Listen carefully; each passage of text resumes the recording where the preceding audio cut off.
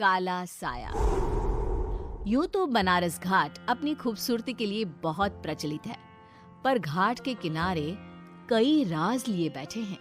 ये कहानी शुरू होती है बनारस के घाट के पास बने ममता निवास से, जहां प्रिया लाल जोड़े में ममता के घर उसकी बहू बनकर आती है। आओ आओ बहू, घर को अपने पैरों से पवित्र करो। ममता घर की दहलीज पार कर ही रही होती है कि अचानक एक बहुत गंदी सी बास पूरे घर में फैल जाती है।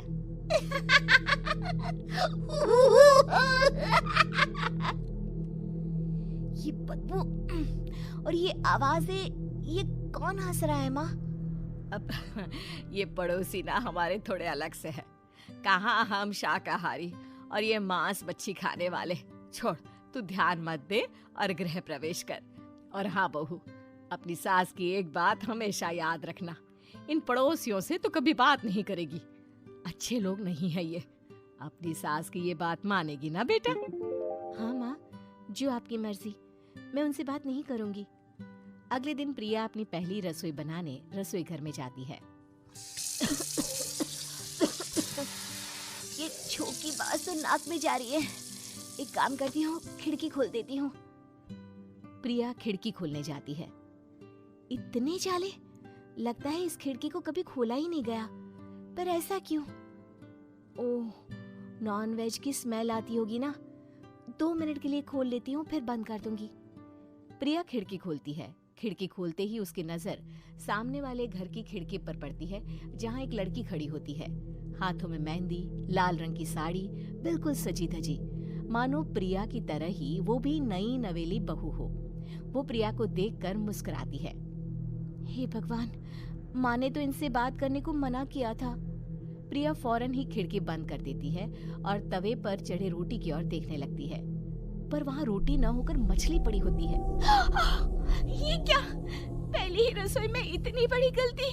हे भगवान, अब मैं क्या करूं? प्रिया बहुत डर जाती है और फौरन रसोई की सफाई करने और फिर सभी के लिए खाना बनाने लग जाती है। जब वो सबको खाना परोसती है, सब तो ठीक है, मैं बेकार में चिंता कर रही थी। हे भगवान, ऐसे ही बस अपनी कृपा बनाए रखना। रात के वक्त जब सब सो रहे होते हैं, तब प्रिया को पायल की आवाज सुनाई देती है, जिससे उसकी आंख खुल जाती है। ये पायल की आवाज कहाँ से आ रही है? प्रिया उठकर उस आवाज के पीछे छत की सीढ़ियों तक जाती है। तभी उसे बच्चे के रोने की आवाज आती है। प्रिया छत पर जाती है तो क्या देखती है? वही लाल साड़ी वाली लड़की अपनी गोद में एक नवजात बच्चे को घुमा घुमा कर सुला रही है। तभी प्रिया की नजर उसके पेट पर पड़ती है। ओह गॉड, ये तो प्रेग्नेंट भी है। सुनिए, बच्चा सो नहीं रहा है क्या? मैं कुछ मदद करूं? नहीं नहीं, आपके घर वालों को अच्छा नहीं लगेगा, मैं संभाल लूंगी। स्नेहा की गोद से बच्चा हाथ मारकर प्रिया की गोद में आने को छटपटाने लगता है। दोनों घर अगल बगल में बने होने के कारण प्रिया उस बच्चे को गोद में ले लेती है। प्रिया के पास आते ही वो सो जाता है। बच्चे का वो स्पर्श रात भर प्रिया भूल नहीं पाती और अगली सुबह वो छत पर कपड़े सुखा रही होती है। तभी उसे एक औरत इशारा करके बुलाती है। स्नेहा कह रही थी बाबू तुम्हारी गोद में आते ही सो गया। मैं गौरी, स्नेहा की माँ हूँ। बहू, घर आना, बाबू को खिला भी लेना। शाम को जब घर पर कोई नहीं रहता, बच्चे से मिलने के लिए प्रिया छिपकर अपनी पड़ोसन के घर चली जाती है और कुछ देर बच्चे को खिलाकर वापस लौट आती है। इसके कुछ दिन बाद ही प्रिया को पता चलता है कि वो माँ बनने वाली है। ममता की खुशी का ठिकाना नहीं रहता।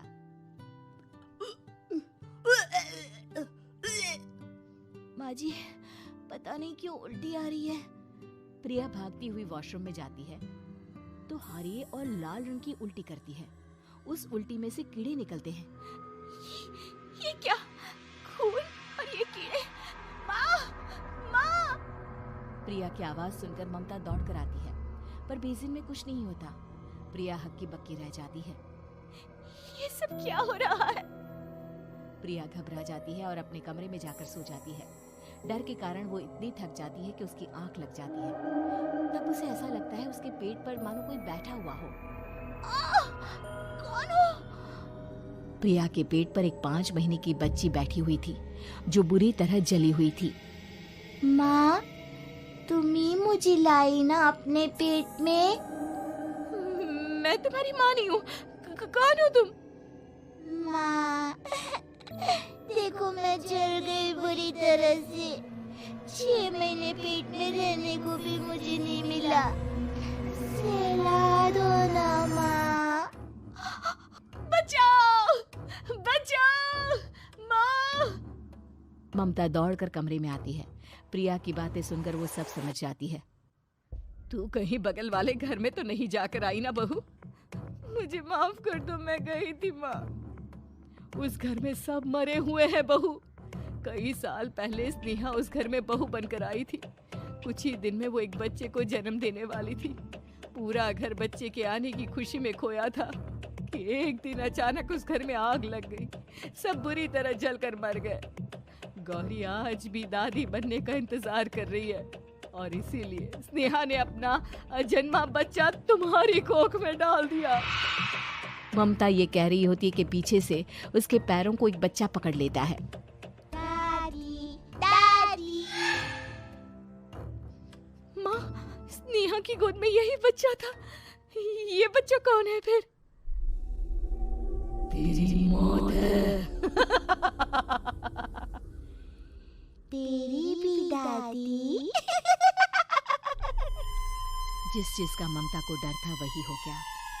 ममता निवार करवा देती है और ममता निवास फिर से आत्माओं के साए से मुक्त हो जाता है।